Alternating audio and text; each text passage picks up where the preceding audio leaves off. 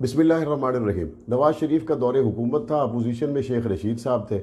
حضور کی ختم نبوت کی بات آئی تو شیخ رشید صاحب نے دکھے دل سے اسمبلی میں کہا، کہاں ہے عطا اللہ شاہ بخاری کے ماننے والے، آج حضور کی عزت کی بات آ گئی ہے۔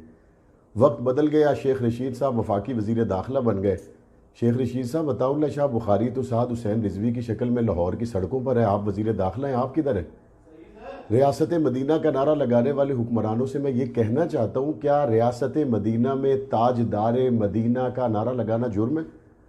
عمران خان صاحب، اقوام متحدہ میں آپ نے جس نبی کی محبت میں تقریر کی تھی، سعد حسین رضوی اسی نبی کی محبت میں یہ کہہ رہا ہے کہ فرانس کے سفیر کو یہاں سے نکال دیں۔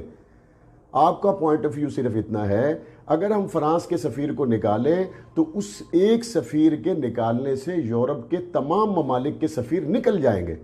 فرانس نے گستاخی کی، اس کا سفیر اگر آپ نکالیں تو تمام لوگ اس گستاخ ملک کے سفیر کے ساتھ نکلنے کے لیے تیار ہیں۔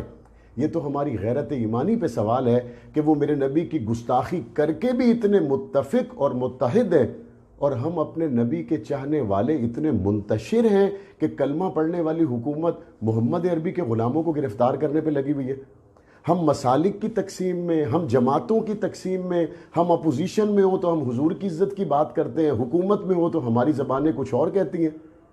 الیکشن قریب ہو تو حضور کی ختم نبوت کے نعرے لگائے جاتے ہیں تاکہ حلقے کے ووٹرز کو متاثر کیا جائے، الیکشن دور ہو تو حضور کی ختم نبوت کسی کو یاد نہیں آتی۔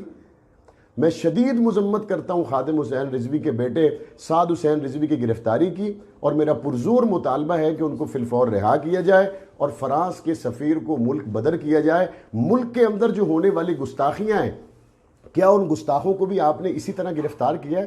کراچی کے گستاخ گرفتار ہوئے، اسلام آباد میں گستاخی کرنے والے گستاخ گرفتار ہوئے، لاہور اور ملتان میں گستاخی کرنے والے گستاخ گرفتار ہوئے۔ حد ہے، ملکی سطح پر کی جانے والی گستاخیاں اور وہ گستاخ آزاد ہیں۔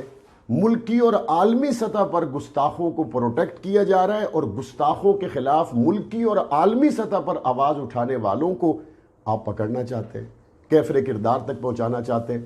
علامہ سعد حسین رضوی کی رہائی کا مطالبہ لے کر جو لوگ نکلے، میں ان سے بھی کہتا ہوں، ہم حضور کی ختم نبوت کو ماننے والے ہیں۔ ختم نبوت کا پروانہ توڑ پھوڑ نہیں کر سکتا، جلاؤ گراؤ نہیں کر سکتا، مارا ماری نہیں کر سکتا، کلمے کے نام پر بننے والے اس ملک کی املاک کو نقصان نہیں پہنچا سکتا۔ آپ پرامن اپنا احتجاج ضرور کریں، وہ آپ کا حق ہے، لیکن ایسی توڑ پھوڑ، جلاؤ گراؤ، ایسا ماحول جس سے اغیار کو یہ کہنے کا موقع ملے کہ حضور کی ختم نبوت کے لیے نکلنے والے لوگوں کا رویہ اتنا غیر سنجیدہ ہے، یہ بھی ہم سمجھتے ہیں کہ ہماری شان کے اور اس عظیم الشان کاز کے لائق نہیں ہے۔ حکومت وقت کو افراتفری کی بجائے ان تمام معاملات کو غیرت ایمانی کے تحت سوچنا چاہیے اور حل کرنا چاہیے اور فیصلہ کرنا چاہیے، ہم فرانس کے ساتھ ہیں یا گنبد خضراء کے ساتھ ہیں؟ قوم گنبد خضراء کے ساتھ ہے۔ آپ کہتے ہیں فرانس کا سفیر نکالیں گے روٹی مہنگی ہو جائے گی، قوم حضور کی محبت میں 200 روپے کی روٹی کھانے کے لیے تیار ہے۔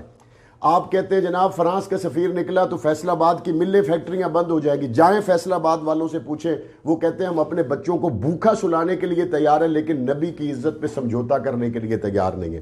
جب قوم حضور کی عزت پہ ایک ہے اور مر مٹنے کے لیے تیار ہے، تو ہمیں پھر قوم کی آواز اور گنبد خضراء کی آواز کو سمجھنا چاہیے۔